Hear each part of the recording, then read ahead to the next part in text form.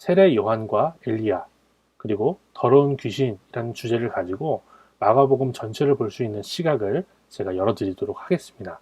먼저 세례 요한과 엘리야입니다. 3월 1일 큐티 본문을 보시면 1절은 마가복음의 두루마리 앞에 서 있던 제목이라고 말씀드렸잖아요. 그러니까 2절이 마가복음을 시작하는 진짜 본문인데 2절부터 예수님이 바로 등장하지 않고요.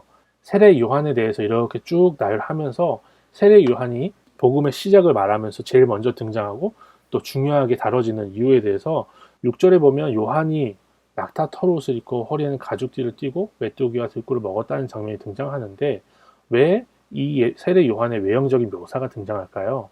결론적으로 말씀드리면 세례 요한은 엘리야와 같은 선지자, 엘리야의 사역을 이어가는 선지자로서 예수님을 증언하기 때문에 이런 외형을 설명하고 있는 것을 우리가 알 수 있어요. 구약 성경을 잘 아는 사람이라면 세례 요한의 이런 외형적인 묘사를 보자마자 바로 한 사람, 엘리야를 떠올릴 수밖에 없기 때문에 그렇습니다. 열왕기하 1장 8절인데요. 이 선지자에 대한 묘사가 나오는데 그는 털이 많은 사람인데 허리에 가죽띠를 띄었더이다 라고 하자 그 묘사를 들은 왕이 그는 지렙사람 엘리야로다 라고 이렇게 반응할 정도로 이스라엘 백성들에게는 그 엘리야가 털옷 그리고 가죽띠로 너무나 유명하게 그 묘사가 된다는 것을 우리가 알 수가 있어요. 마가복음을 보면요. 예수님께서 이 세례 요한을 가리켜서 엘리야다라고 말씀하시는 장면이 등장하는데요. 예수님께서 베드로, 야고보, 요한만 데리고 따로 높은 산에 올라가셨는데 거기서 형체가 변하신 거예요. 형체가 변해서 세상에서 빨래하는 자가 그렇게 희귀할 수 없을 만큼 희어지시고 예수님이 그 자리에서 엘리야와 모세와 함께 대화를 나눈 장면이 등장을 합니다. 제자들이 그걸 보고 나서 산에 내려오면서 예수님이 말씀하시는 장면이에요. 엘리야가 왔으되 기록된 바와 같이 사람들이 함부로 대우하였다라고 예수님이 말씀하시는 거죠. 엘리야가 왔다고 합니다. 누구를 가리켜서 엘리야라고 말씀하셨을까요? 산 위에서 만났던 엘리야는 아닌 것 같아요. 사람들이 함부로 대우하여서 헤롯이 목을 잘라서 쟁반에 담아가지고 줬던 누구죠? 세례 요한을 가리켜 예수님이 엘리야가 왔으되라고 말씀하시는 것을 볼 수가 있는 거예요.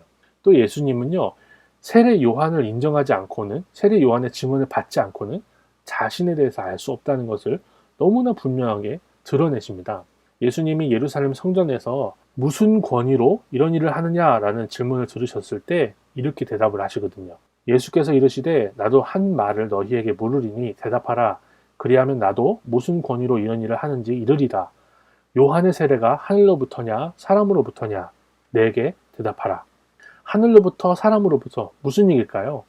그러니까 이게 사이비 종교처럼 사람들이 만들어낸 요한이냐 아니면 진짜 하나님이 보낸 참 선지자냐 라고 물어보고 계시는 거예요. 이제 세례 요한의 권위를 인정하면 세례 요한이 가리키는 한 사람을 인정하지 않을 수가 없거든요. 바로 그 사람이 예수님이신데 보시면 예수님이 세례 요한에게 세례를 받고 올라오실 때 등장하는 환상에 대해서 1장 10절부터 11절에 기록이 되어 있어요. 이 환상의 장면을 예수님과 함께 세례를 받았던 그 장소에 있었던 많은 사람들이 다 같이 본 게 아니라 예수님과 세례 요한만 봤습니다. 그러니까 예수님이 세례받고 나왔을 때 봤던 환상에 대해서 얘기할 사람은 누구밖에 없는 거예요? 세례 요한밖에 없는 겁니다. 바로 예수님의 복음은요, 이렇게 세례 요한의 증언을 받고 세례 요한의 증언으로 시작할 수밖에 없습니다. 예수님의 복음인데 세례 요한이 먼저 등장할 수밖에 없는 이유는 바로 이렇게 세례 요한이 예수님에 대해서 분명하게 선포하는 구약의 마지막 선지자이기 때문에 그렇다는 것을 우리가 알 수 있는 거예요. 그렇다면 반면에 더러운 귀신에 대해서 생각을 해볼까요?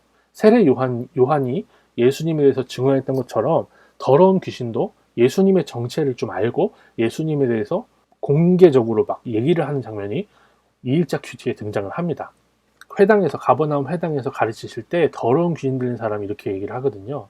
나사렛 예수여, 당신은 하나님의 거룩한 분입니다 라고 이렇게 얘기를 해버립니다. 근데 예수님은요, 맞잖아요. 하나님의 거룩한 분이시잖아요.